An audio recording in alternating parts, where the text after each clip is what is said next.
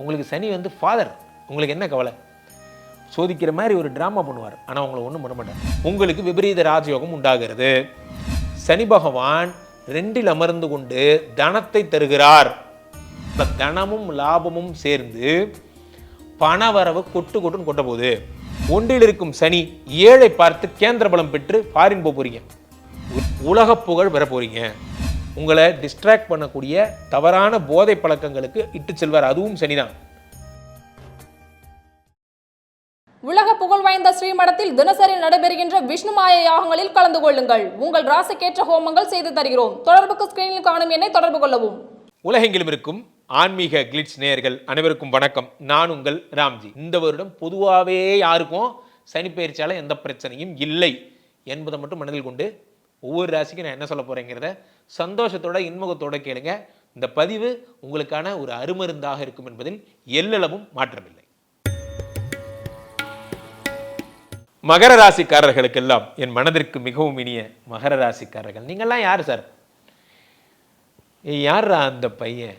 நான் தான் அந்த பையன். கும்பராசி மகர ராசிக்காரங்களாம் சனியோட டைரக்ட் சில்ட்ரன்ஸ். உங்களுக்கு சனி வந்து ஃபாதர். உங்களுக்கு என்ன கவலை? சோதிக்கிற மாதிரி ஒரு ட்ராமா பண்ணுவார், ஆனால் உங்களை ஒன்றும் பண்ண மாட்டார். காரணம் என்னென்னா, சனியை டைரக்ட் ஃபாதராக வச்சுருக்கீங்க நீங்கள். அது என்ன sir direct father indirect father?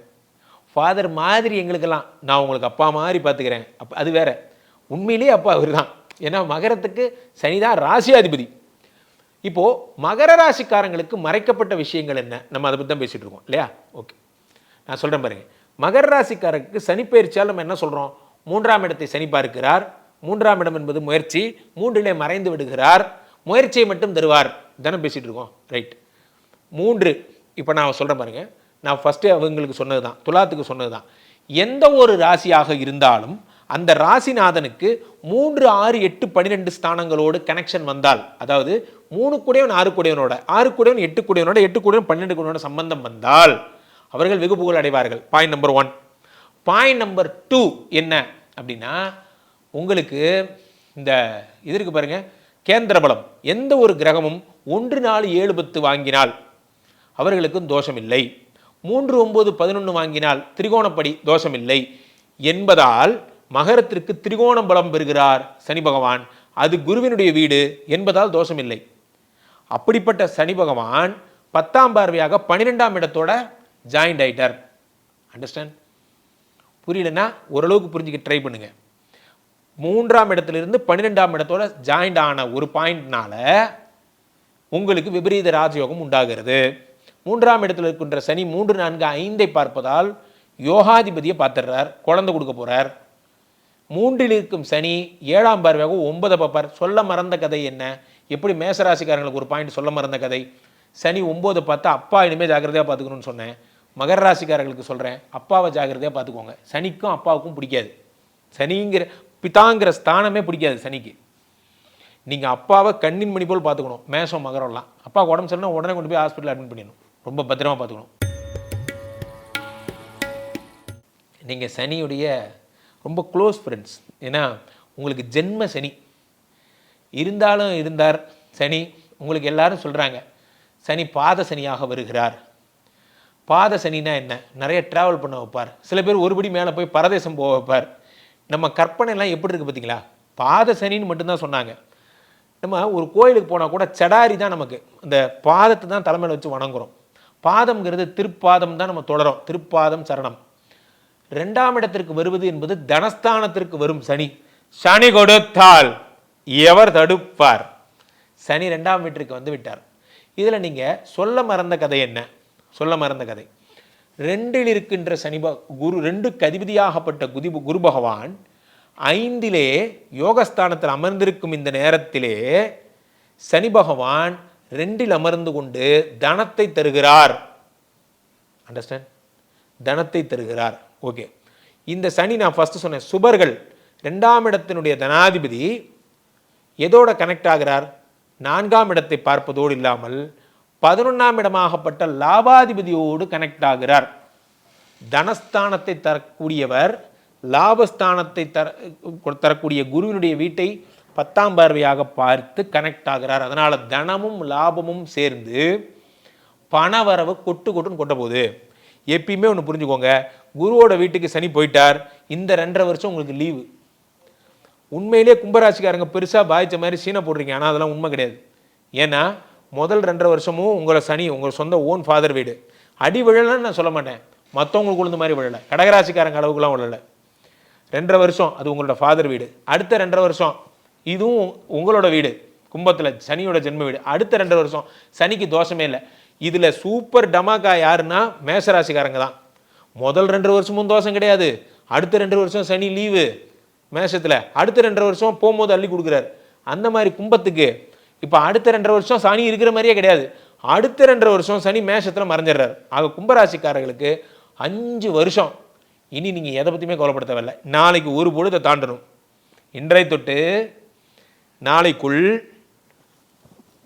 பண்ணுவார், சனி பண்ணுவார். அதனால் சனி வருவார். சனி வர்றதுக்கு முன்னாடி பிரயத்தனம், மௌன விரதத்தை சாதித்துக் கொள்ளுங்கள்.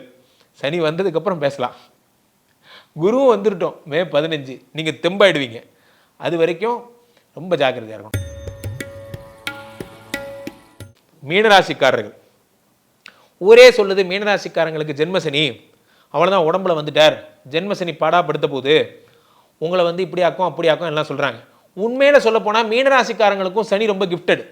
ஏன் கிஃப்டட்னா 12 கூடைய அதே சனி தான் 11 கூடையவன். இது ஏன் மறந்துடுறீங்க? லாபாதிபதி அவர் தான். லாபாதிபதியாக இருக்கிறவர் உடம்புல இருக்கார். அப்போ லாபத்தை தராமல் எப்படி போவார்?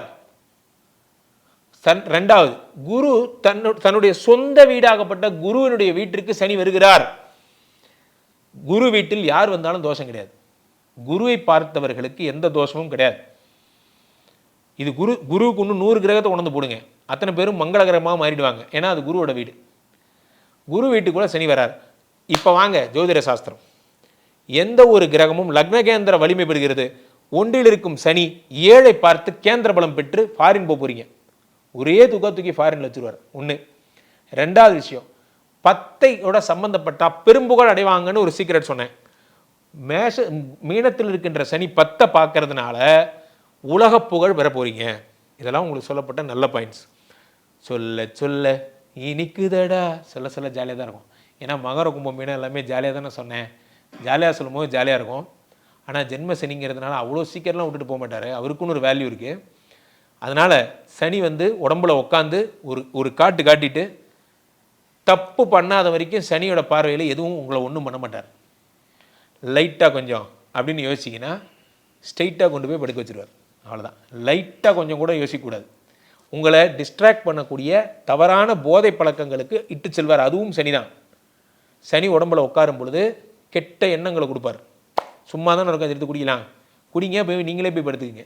ஸோ இப்போ மீன ராசிக்காரர்கள் யாருக்கு நடக்குதோ இல்லையோ, கும்பராசிக்காரர்கள் கன்ஃபார்மாக ஹாஸ்பிட்டலில் இருப்பாங்க. ஒரே மாதம் தான், மே 19க்கு அப்புறம் அவங்கள ஹாஸ்பிட்டலில் மீட் பண்ணலாம். ஸோ இதெல்லாம் நடக்கும். ஸோ அதனால் ரொம்ப ஜாகிரதை தெரிஞ்சுக்கிட்டா பயமாக இருக்கும். இவ்வளோ தெரிஞ்சுக்கோங்க போதும்.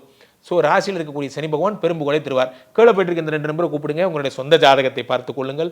உலக புகழ் வாய்ந்த நமது ஸ்ரீமடத்தில், ஸ்ரீமடம்னா பிராண்ட், வேர்ல்டு ஃபுல்லாக தெரிந்த ஒரே மடம் ஸ்ரீமடம், தினசரி நடக்கின்ற ஹோமங்கள் கலந்து கொள்ளுங்கள். மீண்டும் ஒரு நல்ல பதிவில் சந்திப்போம். நன்றி, வணக்கம். மகரிஷி பிரம்மஸ்ரீ ராம்ஜி பரமஹம்ச சுவாமிகள். இவர் வெறும் ஜோதிடர் மட்டுமல்ல, ஆன்மீக உலகின் அடையாளம்.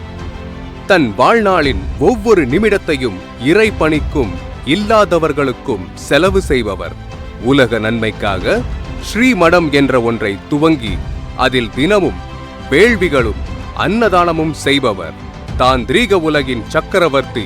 இவரிடம் ஜோதிடம் பார்க்காத பிரபலங்களே யாரும் இல்லை. இவர் செய்து தரும் விஷ்ணு மாயா பூஜைகளால் சரியாகாத பிரச்சனைகளே இல்லை. இணையம் எங்கும் இவர் முகம், தொலைக்காட்சிகளில் இவர் குரல். மகரிஷி அவர்களுக்கு, ஜோதிட உலகின் சக்கரவர்த்திக்கு எங்கள் வணக்கங்கள்.